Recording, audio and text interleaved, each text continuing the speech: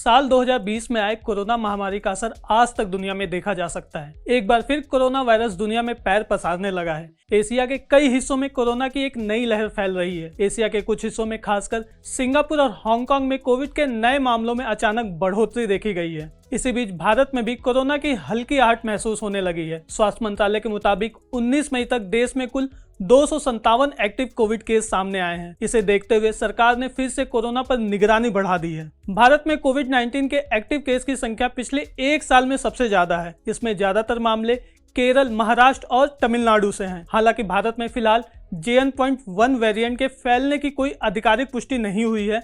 वहीं सिंगापुर और हांगकांग जैसे देशों में हाल ही में जो कोरोना में तेजी आई है वो LF.7 और NB.8.8 वेरिएंट की वजह से मानी जा रही है। ये दोनों वेरिएंट कोरोना के पहले से फैले JN.1 वेरिएंट से जुड़े हैं। ये दोनों वेरिएंट ओमिक्रॉन के ही सब वेरिएंट हैं। ये JN.1 वेरिएंट से जुड़े हैं और खुद ओमिक्रॉन BA.2.86 का हिस्सा है। WHO ने पहले कहा था कि JN.1 और इसके जैसे वेरिएंट्स में इम्यून सिस्टम से बचने की क्षमता होती है, लेकिन अभी तक कोई ठोस सबूत नहीं है कि ये पुराने ओमिक्रॉन वेरिएंट की तुलना में ज्यादा गंभीर बीमार करते हैं। इस वेरिएंट को अगस्त 2023 में पहली बार देखा गया था। वहीं दिसंबर 2023 में WHO ने इसे वेरिएंट ऑफ इंटरेस्ट घोषित किया था। कोरोना का नया वेरिएंट JN.1 कितना खतरनाक है ये अब तक साफ नहीं हो सका है। जानकारी के मुताबिक ऐसा कोई सबूत अब तक नहीं मिला है जिससे ये कहा जा सके कि ये वेरिएंट पहले से ज्यादा खतरनाक है। हालांकि ये बात जरूर निकलकर सामने आई है कि ये वेरिएंट तेजी से फैल रहा है। इस वेरिएंट को लेकर ये सलाह भी दी जा रही है कि कमजोर इम्यूनिटी वालों को थोड़ा संभल कर रहने की जरूरत है। ऐसे लोगों को ये आसानी से अपना शिकार बना सकता है। कोविड-19 के नए वेरिएंट के लक्षण क्या क्या है, आइए ये भी जान लेते हैं। JN.1 वेरिएंट के लक्षण बाकी कोविड-19 वेरिएंट जैसे ही हैं। JN.1 के लक्षण कुछ दिनों से लेकर कई हफ्तों तक भी रह सकते हैं। आइए जानते हैं कि कोविड के इस नए वेरिएंट को लेकर किन किन लक्षणों पर ध्यान देना चाहिए।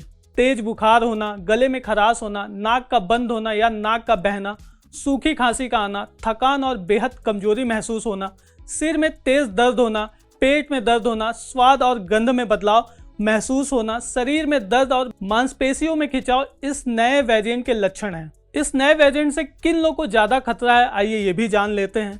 कोविड-19 के इस नए वेरिएंट से बुजुर्गों को ज्यादा खतरा है। जिन लोगों की इम्यूनिटी कमजोर है उनको ये वायरस कुछ ज्यादा परेशान कर सकता है।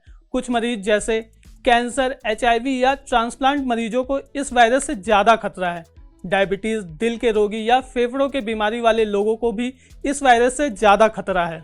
अब ये सवाल उठता है कि जो लोग पहले से कोरोना वैक्सीन ले चुके हैं उनके लिए भी कोरोना का ये नया वेरिएंट JN.1 का खतरा है। इस पर भी नजर डाल लेते हैं। एक स्टडी के मुताबिक JN.1 का असर इम्यून सिस्टम पर ना हो ये कहना मुश्किल है। पहले के वैक्सीन या इन्फेक्शन से बने एंटीबॉडी इसके खिलाफ कम प्रभावी हैं, लेकिन कहा जा रहा है कि monovalent booster dose JN.1 variant से लड़ने में मददगार है। WHO के मुताबिक इस बूस्टर वैक्सीन को खासकर ओमिक्रॉन के XBB.1.5 सब वेरिएंट के लिए बनाया गया है।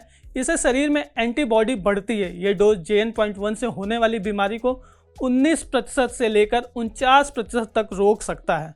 भारत में फिलहाल कोरोना की स्थिति नियंत्रण में है। 19 मई 2025 तक देश में कोरोना के 257 एक्टिव केस दर्ज हुए हैं, जो भारत की बड़ी आबादी के मुकाबले बहुत ही कम है।